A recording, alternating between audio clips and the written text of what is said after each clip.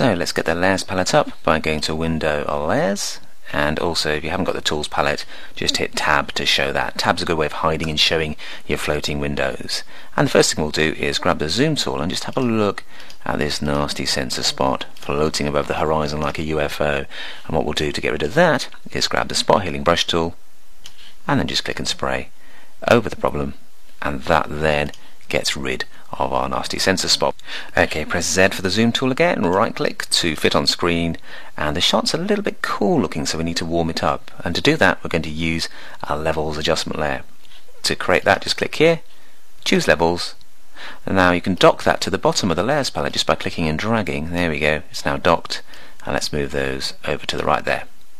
Now this is normally used for lightening or darkening specific tones, and we will do that later, but you can also use it to correct the colours of the shot by using this little chap here, the Set Grey Point eyedropper.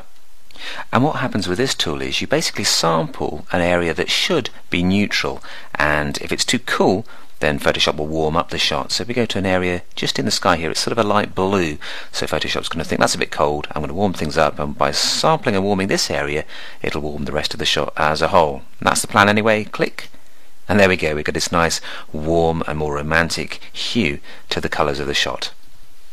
Now the cool thing about adjustment layers is they're non-destructive, so we can turn it off to see the original version, turn it on to see the warmer version, and as it's too warm we can fill the mask with grey to make it less effective and less strong. White makes the adjustment layer 100% strong, but if we reduce that strength with a bit of grey, we can do that by going to Edit, Fill Layer, and then we can choose 50% grey, click OK. And that just takes the edge off that colour change. There's still a change, you can see there's the before, there's the after, but it's